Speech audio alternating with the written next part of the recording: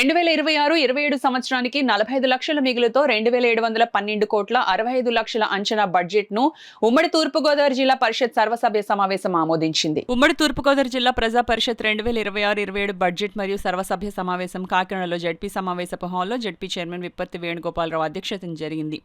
సమావేశంలో 2025-26 సంవత్సరానికి సవరించిన బడ్జెట్ను 2026-27 ఆర్థిక సంవత్సరానికి అంచనా బడ్జెట్ను చర్చించి ఆమోదించారు. ఎలాంటి ప్రశ్నలు సందేహాలు లేకుండా అధికారులు ప్రవేశపెట్టిన పద్దును ఆమోదించిన సభ్యులు జడ్పీటీసీ చేసిన పనులకు నిధులు రాకపోవడం, కొత్త పనులకు నిధులు కేటాయించకపోవడంపై మాత్రం అభ్యంతరం తెలిపారు. అదేవిధంగా ఎంపీడీఓలు మండలంలో జరిగే అభివృద్ధి కార్యక్రమాలకు సంబంధించి జడ్పీటీసీలకు ప్రోటోకాల్ పాటించడం లేదని ఆగ్రహం వ్యక్తం చేశారు. ఈ సందర్భంగా జడ్పీ చైర్మన్ విప్పర్తి వేణుగోపాలరావు మాట్లాడుతూ జడ్పీటీసీలకు కేటాయించిన అభివృద్ధి పనులకు సంబంధించి నిధులను మంజూరు చేయడం జరుగుతుందన్నారు. ప్రభుత్వం సూచనల మేరకు కొన్ని పనులు తొలగించడం జరిగిందని వాటిని కూడా కేటాయించడం జరుగుతుందన్నారు. ఈ సమావేశంలో ప్రభుత్వ విప్ దాట్ల బుచ్చిబాబు, డిఆర్ఓ వెంకట్రావు, రాజ్యసభ సభ్యులు పిల్లి సుభాష్ చంద్రబోస్, ఎమ్మెల్సీలు Perabathula Rajasekharam, Kudipudi Suryanarayana, MLA Jyothula Nehru, ZP CEO VS Lakshmanarao తదితరులు పాల్గొన్నారు.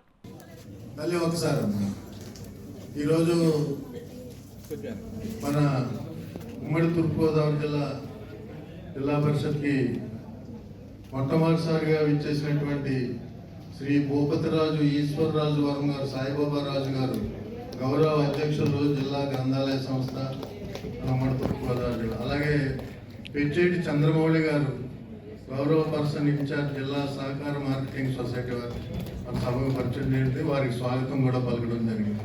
Thank you very much. ఇప్పుడు నెక్స్ట్ మనం మామూలుగా బడ్జెట్ సమావేశంలో బడ్జెట్ను ఆమోదించుకోవడం జరిగింది. ఈనాటి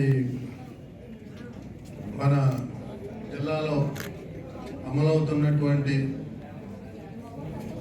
ప్రభుత్వ పథకాల అమలు తీరు, వాటిపై ఉన్నటువంటి అభ్యంతరాలు, ఇతర అంశాలను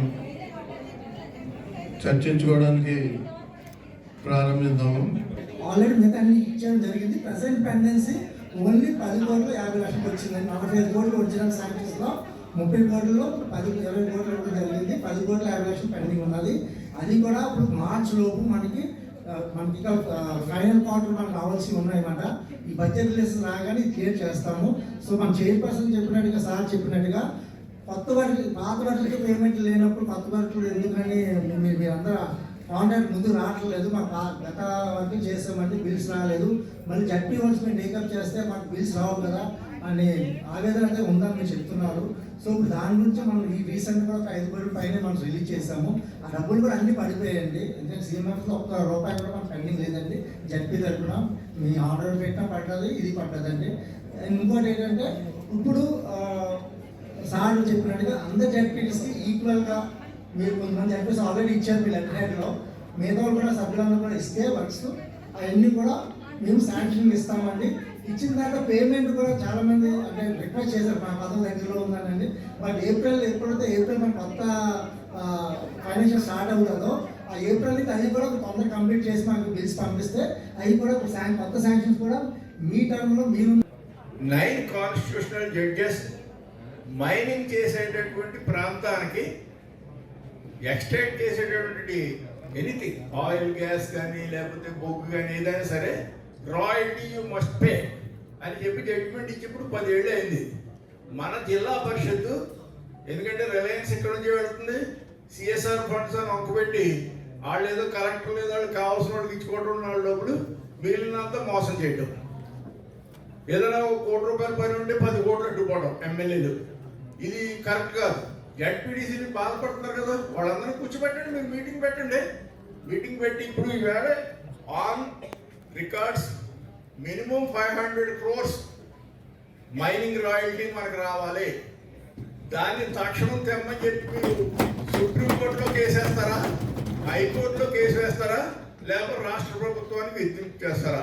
చేసే ఫండ్స్ అన్ని కూడా ఇమీడియట్గా జడ్పీటీసీలకి ఇవ్వండి. They will down. మనకు అది మిషనరీ కాబట్టి తేడాలు వస్తుంటాయి.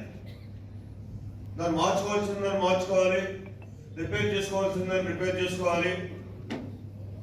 అయితే నేను నిన్న ఇక్కడికి వెళ్తే నవంబర్ 1వ తారీఖు నుంచి ఈ స్కీమ్ మొత్తం డిఫెక్షన్ అయింది, పడుకోబెట్టిస్తాను.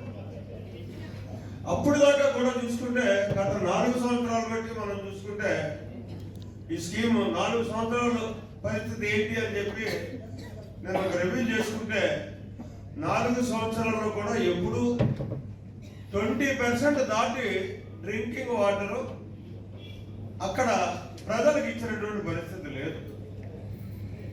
కాంట్రాక్టర్ కూడా బిల్లు ఏ సిస్టమ్ వేస్తారంటే ఎన్ని లీటర్లు నీరు ఇస్తే దాన్ని బేసిక్గా ఎలా కొలమానం చేస్తారంటే